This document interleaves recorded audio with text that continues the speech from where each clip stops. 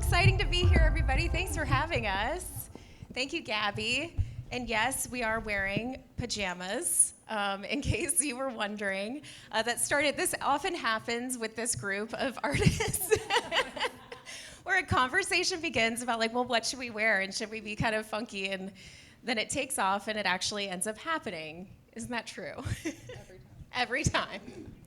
Yeah, so that's where it all began. I know everybody kind of wakes up at different times, but just in terms of your creative energy, what time do you actually get going creatively? Are you like in the middle of the night kind of creatives? First thing? I'm actually asking. No, you can actually answer this. No, I'm curious. I'm really curious. I mean, I start emails at like 7:30 in the morning, but they're like, we're already in the process and we're at the dry part of just, yes, received, okay, good. Okay. But then by like, I have to like make a fancy brunch in my house to pretend like, oh, you're an artist, you can do whatever you want. And then I'm like, oh, now that I had my artisanal sourdough, I can make magic. It's like a serious delusion to set it up. I love that. It works. Yeah, for me, I guess right after coffee. If not, I can't function without coffee. So, but it kind of pops up in the middle of the day. So if I have a creative thought, I just need to write it down. Otherwise, hold it close. It will just erase from my mind like it never happened. So coffee first. Coffee first. I have already unloaded my kiln, made lunches for 3 kids while my husband slept in an extra hour and did his stretching. I start right away because my kiln is in my backyard, so I'm going from morning till night. Wow, okay, so it's so interesting to me, and I know everybody here probably has that different thing. Like if you're a little bit of an insomniac, maybe you even like wake up before the sun is up and you get going. But it's so interesting how creativity works. And I always kind of feel like, you know, people can believe that creativity is always easy. I don't always think that's the truth. I actually think creativity can kind of be hard work. So I want to branch into, in a moment here, what you all create. But I want to start by talking about creativity as work and what challenges you in your work as a creative.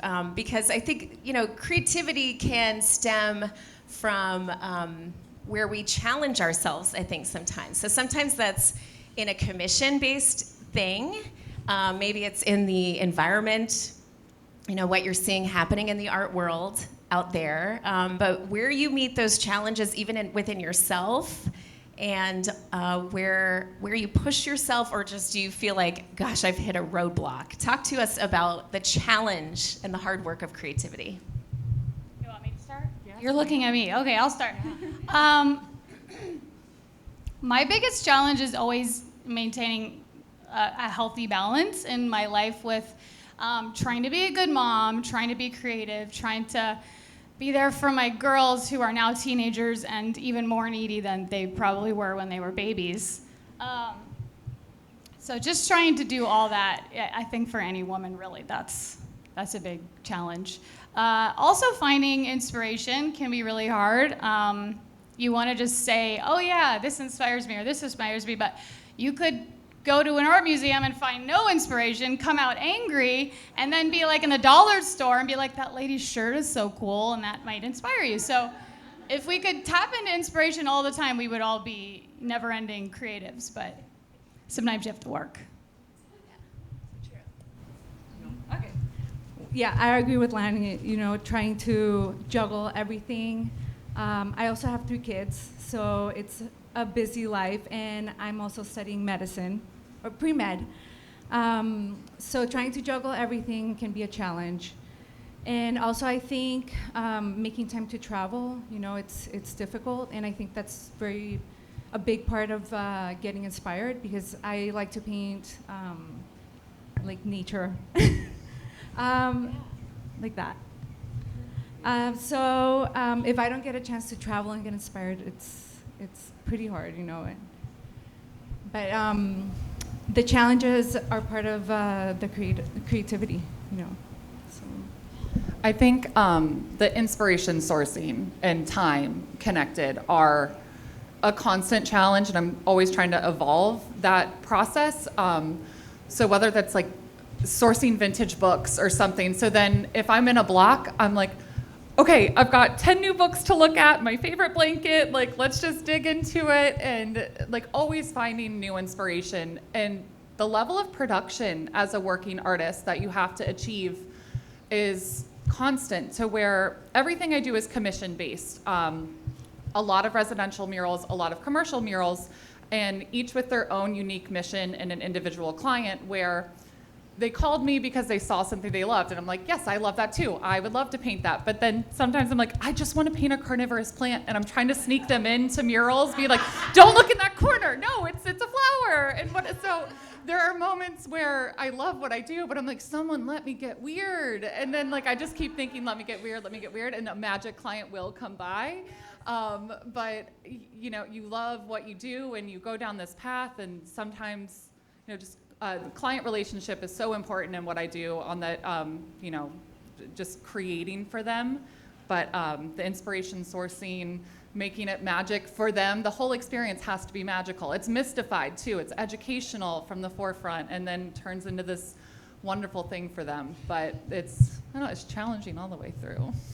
So I'm amazed all the time as an artist how I think that I'm like on this island thinking something, and then I'm like, okay, I must be the only one who thinks this. And then I turn around and ask people like you, and you're like, oh no, we all think that. We all have that experience. We're all dealing with that, which is so much fun to have these conversations. But I want to know, as you've all come through this journey and you're all creating your work. So let's just start with you, Devin. You've been talking about your murals.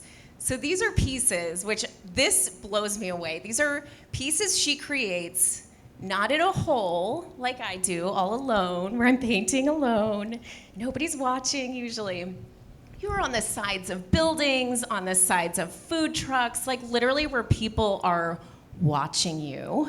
I mean, I've done a couple of murals. It is not easy. So talk to me about why you like to do that on those huge spaces where people are literally immersed in your art, experiencing that, and also like you're creating in front of people. Talk to us about that. More is more in like every facet of my mind. And growing up, my mom is an extreme creative. She recently turned into a minimalist, and I'm like really I'm not okay with it.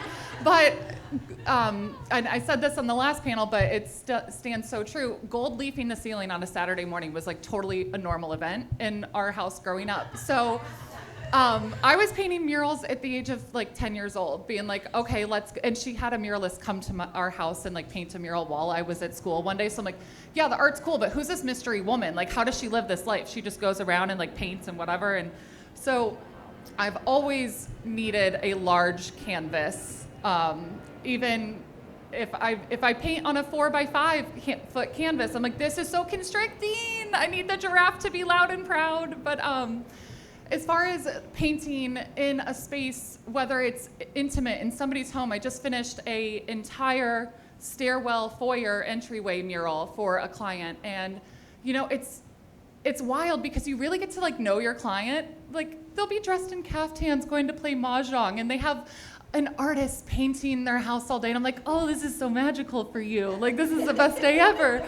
But my process is really, the design work is really intense, and that is done safely in my little cave of a home. So by the time I get on site, we've already figured out everything. It's just put paint on the wall. So all of those questions, all of those things, thankfully I do get to figure out alone at home with my cats. So. And Andrea, talk to us about your process. I mean, you talked to us about this, the medical point of view. Do you bring that more precise vision? I mean, and we'll let that train pass by. Okay, we'll let it pass. That's the introduction for me. Yeah, the multimedia aspect of it. So Okay, it's almost gone. Here we go. But That's a long one. yeah, Talk louder. counting the Not cars. a bright line. But there are times that you introduce all kinds of different media as well to one piece. So whereas, for example, I will just use, often just acrylic on canvas. You might use, cotton pressed paper, acrylic, ink, paint marker, pens, all these different things, these different tools you're using. So talk to us about your process. Are you doing that more alone? And what are your sources of inspiration, and how do you use your tools? Okay, so I don't really have a style, and that's kind of my style, But you can still tell which one is my artwork. I do a little bit of everything. I like to use whatever tool is available to me, so I don't like to stick to one thing. I feel like in order for me to grow as an artist, I need to experience every single tool there is available. And so I don't really have a process per se. It's kind of like in the moment. So everything that I'm creating, I just stare at a blank canvas, and whatever I'm feeling in the moment, I just kind of put it out there on the canvas. And it's like a story that I don't quite understand in my head, and when I put it on the canvas, it comes together.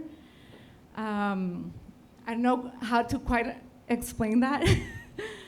But I paint wherever I have my tools. So I used to paint in a little corner in my kids' playroom where there was a little bit of light. And then I am currently at the Arts Warehouse in Del Rey in a tiny studio filled with work. It's kind of overwhelming, but it also inspires what I'm currently doing. And I can work on the floor, on the walls, on a table, just wherever I find room. And it's sort of like getting in touch with my inner self, like a meditation, and then just starting to work, Like I don't like to sketch or plan it out, just whatever I'm feeling in the moment, sort of like that. And it's so different, isn't it? Wow, that's so wild and so cool. Okay. Now, Lani, you have such a different medium yet again, because it's something that we can hold in our hand, we can drink out of it. What is it about ceramics? I mean, and also, let's just talk about the wheel here for a second. This is not a scene out of that movie Ghost. It is. Every day of my life is. Well, I'm sure She had for me you. illustrate that for Always her. behind you. It is just not as easy as it looks, at least in my experience. You have to just talk to us about the wheel and what is it about that has drawn you to ceramics? Patrick Swayze. Just kidding. The wheel is a beast that you just have to learn. I tell people all the time when they come over that there's no creative background necessary. It's just a tool and a skill, and you got to learn how to use it. There's a lot of potters out here right now. What was my other question? I just got so nervous. Okay, so that's actually part of it, though. You invite people into your space, too. I mean, that's kind of interesting. You let people come in. Well, first I was a teacher. I was a science teacher, so I love to teach people. That's just something that's always been a calling for me. And if I could have everybody in my studio every day, I would, because it's kind of a lonely job to work in a studio by yourself. But it is in my backyard, so I don't invite everybody in. But sometimes I do. So if you're on that list, very VIP. You know who you are. But yeah, the wheel is just something you have to learn. Anybody can do it, I really think. So let's talk a little bit about constraints and also freedom. I think, art and creativity, again, with the pressures, the challenges, how you tend to overcome that. I think sometimes do you ever look at it where there's a challenge? Like, do you like, if somebody was to pose a problem to you, for example, like in a commission, do you like the constraints of something? Does that actually help you think more creatively? Or do you like to just have kind of a big open, I mean, you, for example, it sounds like you can just work with anything, whereas sometimes I feel like almost the stranger and more odd the thing, the bigger my brain will take it. Does that make any sense? Can we talk a little bit about that? Yeah. I love when people ask me to do weird stuff. Sardines, the boobs actually somebody asked me to make, and then that's my biggest seller. In case you don't know that is my bread and butter. But I didn't start out making bugs. Somebody asked me to, and it just evolved from there. Like you were saying, sometimes you just go on a path. But I love making weird things. Hillary just bought something from me that was something that a designer asked me to make that was way out of my skill level. And I made it, I put all this work into it, and then she came over and she didn't like it. So, I mean, it can be hard also. But it's okay because I got out of it this confidence in myself, like, oh shit, yeah, okay, I can do that. So, and somebody else liked it and appreciated it, and that's kind of how art is. Somebody might pass, but somebody else is, falls in love. Okay, all right. Do you want a contract? Yeah, I'll send it to you. Yeah. Okay. Yeah, so everything I do is very constraining and very not, because you're like, you have a whole room, how is that constraining? And then I'm like, well, they want this art to stay here and this here, and there's like 7 windows that I have to design around and whatever, so everything has logistical challenges per job, and sometimes I'll get the side of a building, I'm like, oh, this is amazing, put me in a boom lift, there's nothing in my way, let's go, and then I'll be like, oh, I'd love to paint on your grass cloth, and in this like really fancy place where like don't touch anything and don't mess it up and whatever. So like, and the client requests can be either sometimes the process begins different for every client. Some clients are like, this is the color palette. Sometimes I'm working with interior designers who are like, here's the inspiration, here's what we're doing, here's the work. Some people call me and they have no clue what they want, but they know they want something. And not knowing what they want sometimes is more constraining than the clarity, but it also depends again on the mission of the mural. But I just have to be really aware of like my nervous system and where like I'm at, because you're constantly saying yes and meeting these challenges and talking to new people and making them feel like this is a great experience beyond just the work and saying yes. I'll be like, yeah. I was designing a mural yesterday and I was like, oh my God, did I not look at like this speaker here and this cabinet that's bolted to the wall here? And when I looked at it, I was like, this is gonna be wild, just the stuff on the wall to design around and whatnot. So just always making sure that like I'm nice to myself through all of this, because there's times where you just keep saying yes and keep meeting those challenges, because we're problem solvers as artists. So yeah, anyway, I don't even know if I answered the question. That's a good one. I don't know. I feel like since I don't plan anything, I feel my constraint is when people ask me to do specific things. I'm like, I'm sorry, I have a block. I can't plan what you're asking because I'm very spontaneous. So I guess that's kind of my constraint. So I commend you guys for planning and actually making what people ask you to make. I love a challenge. Like if you ask me for sunflowers, I'm gonna do the complete opposite. So. Love that. Well, and I think this is kind of a question for everybody in the room. When you think of, like, when people ask you, who are you? They often, I think in our culture, people ask you what you do for a living, and those are the words we use to describe people. And that's not necessarily fair when we ask for somebody and we ask you for your identity. And I was, thinking about this, like when we call ourselves artist or creative or a creative person, sometimes, we're not fair. Like we say everybody is creative. I think as people, so often, people think they've grown out of their creativity. Do you all think that you have always been so kind to yourself in calling yourself artist and given yourself that title throughout your life since childhood, or is that something you've only recently come across? Inner voices. You go. No, you go. I don't know. Inner voice is rough sometimes. Like, she's not the greatest. We don't invite her very often. So that's been like a really big challenge throughout all of time, right? Like, as a kid, as an adult, as a professional, as a novice. Definitely, I knew I was always creative, but once I started saying to the world, I'm an artist.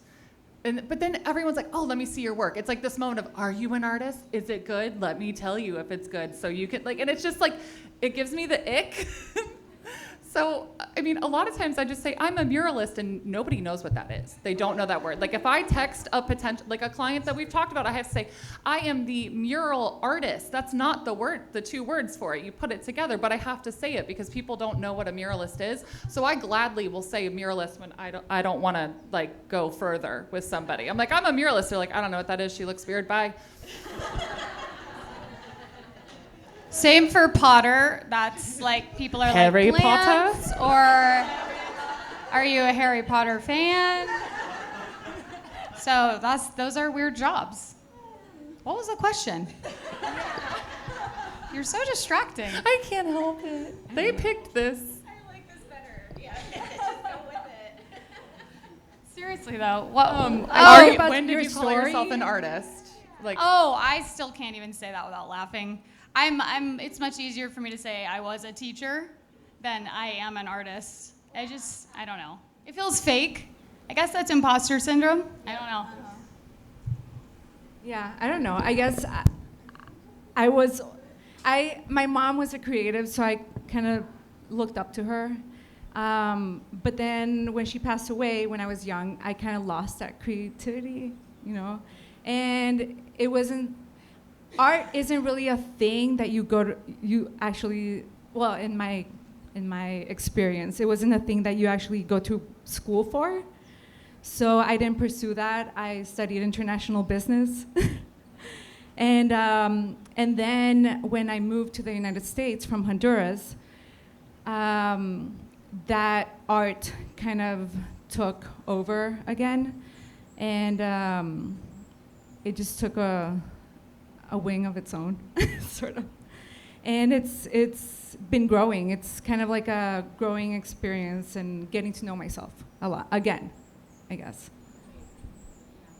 Wow, so, I didn't know. As we wrap up, I know we are wrapping up on time, but is there anything you all want to share about what you're working on next, where people can see your work, or anything that's coming up, even just ideas that are buzzing around? I'm on Instagram, Avenue Pottery. I'm on the interweb, avenuepottery.com. Voices is a little art show. Well, I haven't made anything for that yet. I'm a little behind the deadline. I'm waiting for the creativity to strike. And my newest thing is I've been doing a lot of tiles, so a lot of backsplashes, which is fun because it's like a major art installation, similar to the muraling, where you're really in someone's house and sometimes listening to their opinions, which are not the same as your own. And so that's kind of hard and new and different. And sometimes I want to be like, you have bad taste, but okay. I'm glad that handmade tile is taking off now and finally getting its day in the sun, and that minimalism is over. Since I'm studying pre-med, I kind of integrated that into my work.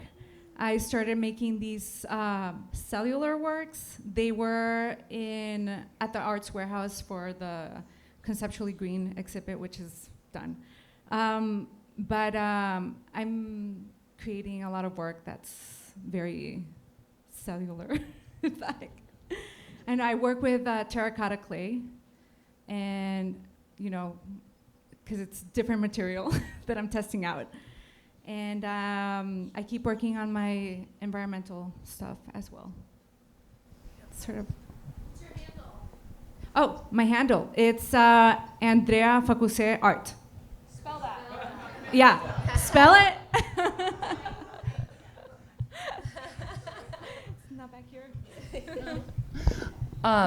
I have been working really. Oh, sorry. Right there. Oh, my Oh, God, that's did I okay. ha- No, let No, me no, move. no, no, Where no. is it? There it is. No, I'm covering yours. Oh, it's fine. It's fine. They don't need it.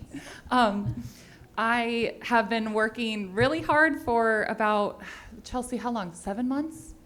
We've been working on a wallpaper collection, and I've always wanted to make a wallpaper collection. Congrats. And I'm working with Chelsea Lane, and she's magical, and we're making my dreams come true. And we have just launched one colorway of our collection. It's called Palm Era. I'm really, really excited about it. And I just was on a TV show painting murals, and it's gonna be out on HBO Max super soon. So I'm just kind of like still fighting that imposter syndrome of like, you did it. So yeah, it's been a wild, good year so far. So that's Congratulations. Yeah. Wonderful. Well, thank you all so much. This has been such a treat.